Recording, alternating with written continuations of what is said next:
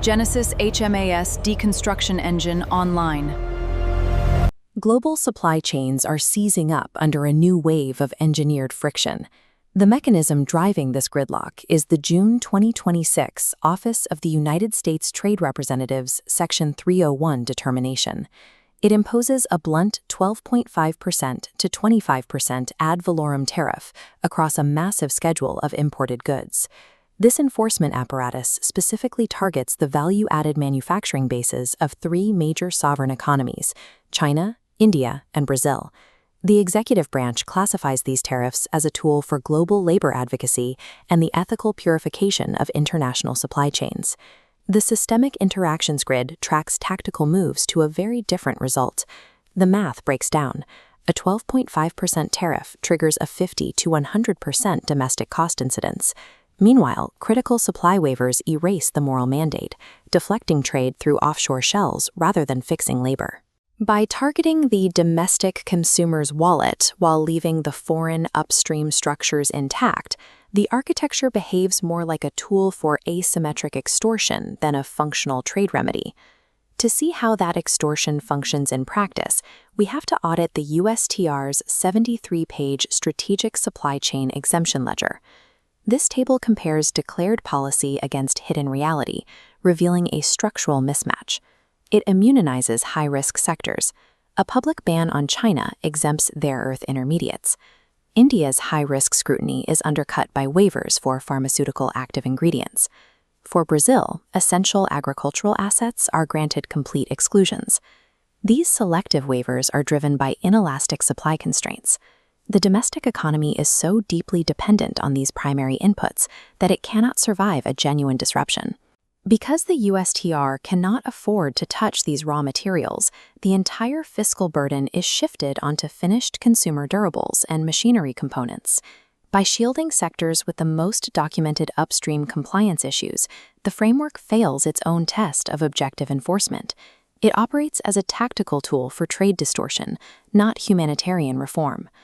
Deploying these macroeconomic bludgeons within deeply integrated multi-tier value chains yields a precise, quantifiable friction. This infographic maps the price transmission cycle. Importers absorb the fiscal friction at entry, inflating original costs by the 12.5% tariff overlay. They transfer 50 to 100% of this cost downward. This suppresses industrial research and causes a drop in consumer purchasing power. Domestic corporate monopolies frequently exploit the protectionist narrative as cover for greedflation, expanding their internal pricing margins even further than the tariff requires. Abroad, foreign producers avoid the friction through corporate restructuring, nesting shell companies, and rerouting through third-party nations to maintain access. The macro-level result of the tariff is the complete saturation of domestic costs without moving a single foreign factory. This dynamic is playing out right now in the USTR's targeting of Brazil's Pix payment platform. The USTR classifies this zero-cost domestic digital network as an unfair national champion, even as the United States maintains an unmonitored structural monopoly over the global dollar clearing standard. This forensic trade ledger displays the non-cooperative game theory payoff matrices that dictate how a targeted nation actually responds. Instead of capitulating, sovereign actors evaluate retaliatory choices that weaponize the enforcing nation's own dependencies.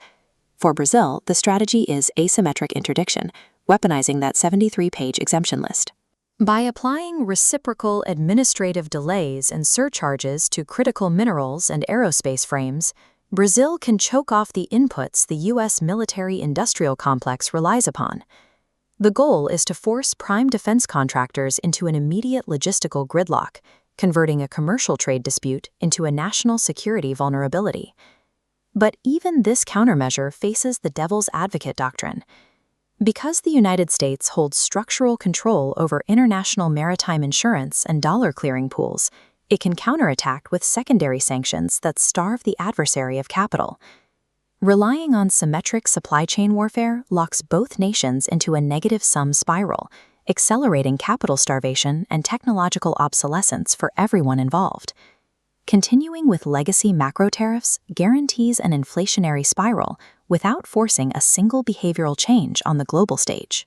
The required strategic realignment replaces porous macro tariffs with an algorithmic asset containment engine.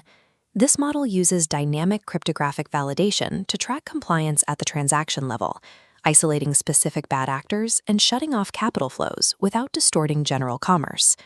For targeted economies like Brazil, the resolution requires acknowledging that domestic platforms are structurally fragile, as long as they rely on a single sovereign clearinghouse. Their ultimate defense is multilateral ledger migration. Establishing blockchain-grounded linkages allows for direct local currency clearing, stripping unilateral trade frameworks of their financial choke points. True digital financial sovereignty is not achieved through reactive trade barriers. It is realized through multipolar infrastructure networks that operate completely outside the architecture of trade blackmail.